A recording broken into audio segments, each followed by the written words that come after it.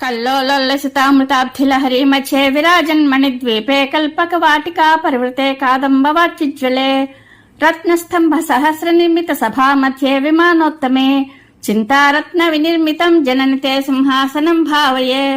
శ్రీమాత్రే నమః. శ్రీ గురుభ్యో నమః. వ్యాస భగవానుడు మణిద్వీపమును గురించి జన్మేజన్యకు చెప్తున్నాడు. రాజా, బ్రహ్మలోకమునకు పైభాగమునందు సర్వలోకము కలదు. అది ఏ మణిద్వీపము. జగత్తును సృష్టించు ఆదిశక్తి భగవతి భువనేశ్వరి నివసించు దివ్యమైన పరంధామము.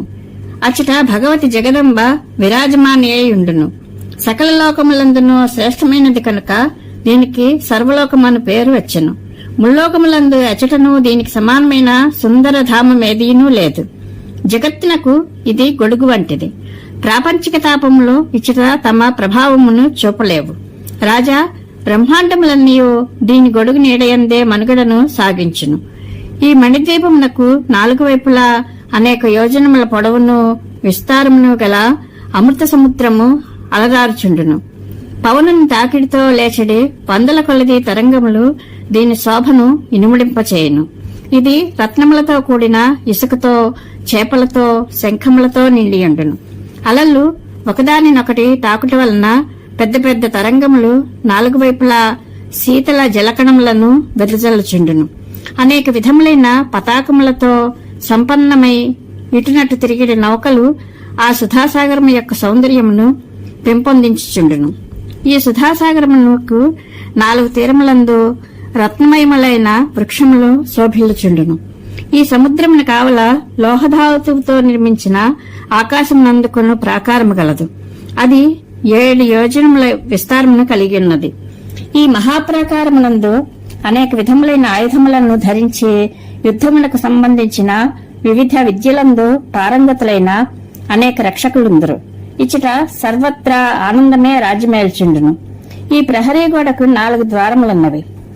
రాజా, ఈ ప్రహరీ లోపల దేవీ భక్తులకు అనేక గణములు నివసించును. భగవతి జగదంబను దర్శించుటకు వచ్చు దేవతల సౌకర్యార్థము ఇచ్చట అనేక నివాస స్థానములు గలవు. వారి వాహనములు, విమానములు ఇచ్చట నుండును. 100 కొలది విమానముల యొక్క ధ్వనులతో ఇచ్చటి మూలమూల మారుమ్రోగుచుండును. ఇచ్చట అన్ని చోట్ల మధుర జలములతో నిండిన సరోవరములు పెక్కుగలవు. రాజా, రత్నమయ వృక్షములతో సుశోభితమైన అనేక విధములైన సుందర ఉపవనములు దీని శోభను వృద్ధి చేయుచుండును. ఈ లోహ ప్రాకారమునకు ముందు కాంస్య నిర్మిత ప్రహరీ గలదు. ఈ ప్రహరీ చాలా పెద్దది. దీని శిఖరము ఆకాశమునంటుచుండును. ఇంతకు మునుపు ప్రాకారము కంటే ఇది 100 రెట్లు అధిక తేజస్సు కలిగినదిగా తలంచబడును. గోపురములతో, ద్వారములతో సుశోభితమైన ఈ ప్రాకారము అనేక వృక్షములతో కూడియుండును. ఇందు జాతి వృక్షములన్నిటినీ పొందవచ్చును. ఈ వృక్షములు సదా పుష్పములతో, ఫలములతో నిండియుండును. నూతన పల్లవములతో నిండి శ్రేష్టమైన పరిమళముల గుబాళింపుతో ఆ వృక్షముల అంగములన్నీ కూడా నిండియుండును. రాజా, అనేక జాతి వృక్షములు గల వనములు ఇందు పెక్కుగలవు. 100 కొలది వనములు, ఉపవనములు బావులతో కూడి శోభిల్లుచుండును. కలరవములు చేయు కోకిలలు, ఝంకారనాదములు చేయు భ్రమరములు, స్వచ్ఛమైన నీడనసగడు ఈ వృక్షముల నుండి రసము చిందించుచుండును. అనేక ఋతువులలో పెంపు వహించే వృక్షముల మీద రకరకములైన పక్షులు నివసించును. వివిధ రసములను ప్రవహింపజేయు నదుల కారణముగా ఆ వృక్షములు అపార శోభను పొందియుండును. పావురములు, చిలుకలు, హంసలు మొదలగు పక్షుల రెక్కల నుండి వీచిన గాలి ద్వారా అచటి వృక్షములు సదా కదలుచుండును. కాంస్య ప్రాకారము తర్వాత రాగి ప్రాకారము కలదు. ఈ ప్రాకారము యొక్క ఆకారము 4 కోణములు కలిగి 100 యోజనముల ఎత్తు ఉండును. ఈ 2 ప్రాకారముల మధ్య సుందరమైన వాటిక కలదు. రాజా, ఈ వృక్షముల పుష్పములు బంగారము వలె మెరైచుండును. వాటి ఆకుల నుండి కూడా బంగారము వంటి వికాసము విరజిమ్ముచుండును. బీజములు, ఫలములు రత్న సమానములై ఉండును. అచటి సుగంధము 4 వైపులా 10 యోజనముల వరకు వ్యాపించును. రాజా, వసంత ఋతువు ద్వారా ఆ వనము సదా సురక్షితమై ఉండును. అచ్చటి పుష్పముల యొక్క గొడుగుతో సుశోభితమైన వసంతుడు పుష్పనిర్మిత సింహాసనం మీద విరాజమానుడై ఉండును. అతనికి మధుశ్రీ, మాధవశ్రీ అను పేర్లతో ప్రసిద్ధులైన 2 భార్యలు కలరు. కామదేవునితో సమానమైన సుందర వదనములు గల ఆ దేవీమణులు పుష్పగుచ్ఛముల బంతితో ఆడుకొంచుందురు. అత్యంత దివ్యమైన ఆ వాటిక 4 వైపులా మకరంద ధార ప్రవహించుచుండును. పుష్ప పరిమళముతో వీచెడి వాయువు 10 యోజనములను సుగంధితము చేయుచుండును. గానలోలురైన గంధర్వులు తమ పత్నులతో అచట విరాజమానులై ఉందురు. అనుపమ శోభాయమానులైన ఆ దివ్యవనములు మత్తిల్లిన కోకిలల కలకలారావములతో నినదించుచుండును. దాని తరువాత తామ్ర ప్రాకారమునకు ముందు గాజుతో చేసిన ప్రహరీ ప్రసిద్ధమైనది. దీని ఎత్తు 7 యోజనములుగా చెప్పబడినది. ఈ 2 ప్రాకారముల మధ్య సంతానమని పేరు గల వృక్షవాటిక కలదు. అచటి పుష్పముల సుగంధము 10 యోజనముల వరకు 4 దిక్కులను పరిమళింపచేయుచుండును. నిరంతరము వికసించు పుష్పములు పసిడి కాంతితో శోభిల్లుచుండును. అమృత సమానమైన మధుర రసములతో నిండిన తీయటి పండ్లు అచట విస్తృతముగా లభించును. రాజా, ఆ వాటికకు స్వామి గ్రీష్మ ఋతువు. ఇతనికి సుఖశ్రీ, శుచిశ్రీ అను 2 భార్యలు కలరు. బాధాతప్తులైన ప్రాణులు ఇచ్చటి వృక్షముల నీడయందు సేదదీరుదురు. ఆ ప్రదేశము యొక్క మూలమూలలందు అనేక మంది సిద్ధులు, దేవతలు నిండియుందురు. రాజా, ఈ గాజు ప్రాకారమునకు ముందు ఒక సుందరమైన ఇత్తడి ప్రాకారం కలదు. దీని పొడవు 7 యోజనములు. ఈ 2 ప్రాకారముల మధ్య భాగమునందు మలయగిరి వృక్షవాటిక కలదు. మేఘముల మీద స్వారీ చేయు వర్ష ఋతువు దీనిని వ్యవస్థీకరించును. దీని నేత్రములు పింగళ వర్ణములు. ఇది మేఘరూప కవచమును ధరించియుండును. విద్యుల్లతలు తలతలా మెరయిచుండును. వర్షరాజు మేఘరూపమున గర్జించుచుండును. ఇంద్రధనుస్సును చేబూనియుండును. తన గణములతో కూడి వేల కొలది జలధారలను వర్షించుట ఇతని స్వాభావిక గుణము. నభశ్రీ, నభస్యశ్రీ, స్వరస్య, రస్యమాలిని, అంబాదుల, నిరత్ని, అభ్రమంతి, మేఘయంతిక, వర్షయంతి, చివునిక, వారిధార, సమ్మత అను నామములతో ప్రసిద్ధులైన ఈ 12 శక్తులు వర్ష ఋతువు యొక్క పత్నులుగా చెప్పబడుదురు. వీరు సదా మదవిహ్వలులై ఉందురు. క్రొత్త చివురిటాకులు లతలతో కూడి ఇచ్చటి వృక్షములు అలరారుచుండును. పచ్చని తృణములు నిరంతరము అచట లభించును. అచటి పృథివీ అంతయు వీటితో పరివేష్టితమై ఉండును.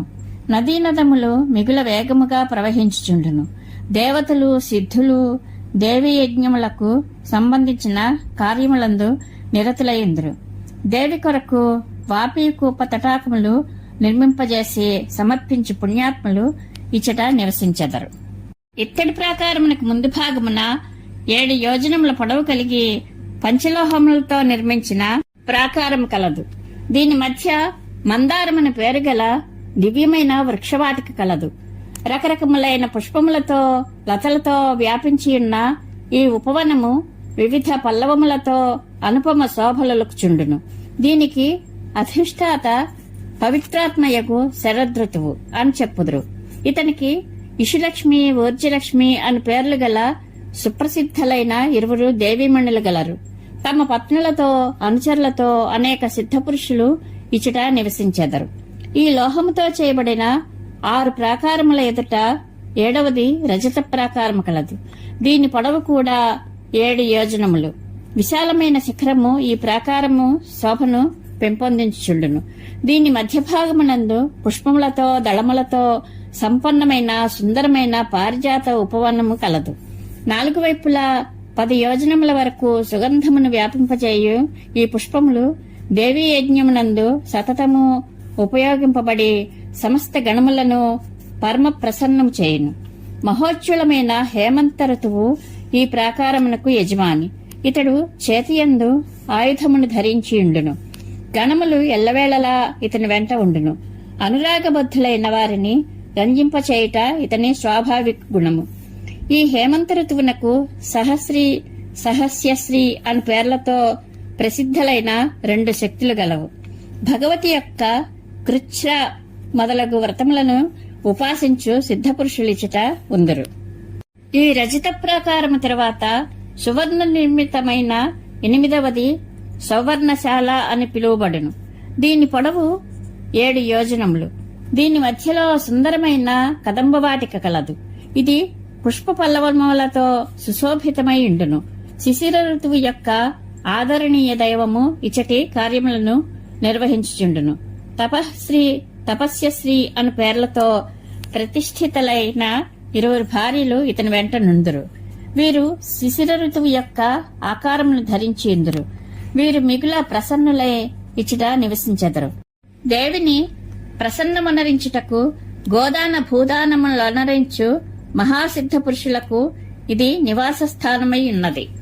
ఈ బంగారు ప్రాకారమునకు ముందు కుంకుమతో సమానమైన అరుణకాంతులతో విలసిల్లుచుండు పుష్పరాగమణులతో నిర్మించిన ప్రాకారము గలదు.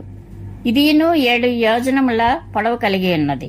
ఇచ్చటి భూమి వనములు ఉపవనములన్నీను పుష్పరాగమయములే. అచ్చటి వృక్షములు ఇసుక తిన్నెలు పుష్పరాగ రత్నమయములుగా భాసిల్లుచుండును. రత్నములతో ఆ ప్రాకారము నిర్మింపబడినది. అదే రత్నములతో అచ్చటి వృక్షములు, నేల, పక్షులు, నీరు, మండపములు, స్తంభములు, సరోవరములు, కమలములు తయారు చేయబడినవి. ఇవే కాక ఆ ప్రాకారం లోపలనున్న వస్తువులన్నీను పుష్పరాగమణులతో నిర్మించబడినవి. రాజా, రత్న నిర్మిత ప్రాకారమును గురించిన సాధారణ పరిచయం ఇది. ప్రభు, ఈ ప్రాకారములు ఒకదానిని మించినదొకటి, ఒకదాని తర్వాత ఇంకొకటి 1,00,000 రెట్లు అధిక తేజస్సుతో విరాజిల్లుచుండును. ప్రతి బ్రహ్మాండమునందు నివసించు ఇంద్రాది దిక్పాలకులు తమ సమాజం ఏర్పరచుకుని చేతులలో ఉత్తమమైన ఆయుధములను ధరించి ఇచ్చట నివసించెదరు. ఈ మణిద్వీపమునకు తూర్పు దిశయందు ఉన్నత శిఖరము గల అమరావతి నగరమున్నది. రకరకములైన ఉపవనములు ఈ నగర శోభను ఇనుముడింపజేయును. ఇది ఇంద్రుని పట్టణము. స్వర్గ సౌందర్యము కంటే అధికముగా ఈ నగరము శోభిల్లుచుండును. ఇచ్చట 1000 ఇంద్రుల తేజస్సు గల మహేంద్రుడు దేవసేనలతో కూడి వెలుగొందుచుండును. 100 యజ్ఞములు చేసిన ప్రతాపవంతుడగు ఇంద్రుడు అచట ఐరావతారూఢుడై వజ్రము చేబూని దేదీప్యమానుడై ఉండును. శచీదేవి దేవాంగనలతో విహారములు సలుపుచుండును. రాజా, మణిద్వీపం యొక్క ఆగ్నేయ దిశయందు అగ్నితో సమానముగా ప్రకాశించడి వర్ణిపురము గలదు. ఇచ్చట శ్వాహ స్వధ ఈ 2 శక్తులతో అగ్నిదేవుడిచ్చట విరాజమానుడై ఉండును. తన వాహనములతో ఆభూషణములతో సుశోభితుడై తన గణములతో కూడి ఇచ్చట నివసించును. మణిద్వీపమునకు దక్షిణ దిశయందు యమరాజపురము గలదు. రాజా, యమరాజు చిత్రగుప్తాది మంత్రులతో తన అనుచరులతో ఇచ్చట పరివేష్టించి ఉండును. చేతియందు విశాలమైన దండమును ధరించి ఇతడు విరాజిల్లుచుండును. సూర్యనందనుడు మహానుభావుడగు యమరాజు తన సహధర్మచారిణులతో ఇచ్చట సుశోభితుడై ఉండును. నైరుతి దిశయందు రాక్షస నగరము గలదు. ఈ పురము మణిద్వీపములకు నైరుతి కోణమునందుండును. చేత ఖడ్గమును ధరించి నివృత్తి తన శక్తితో రాక్షసులచే పరివేష్టితుడై ఇచ్చట విలసిల్లును.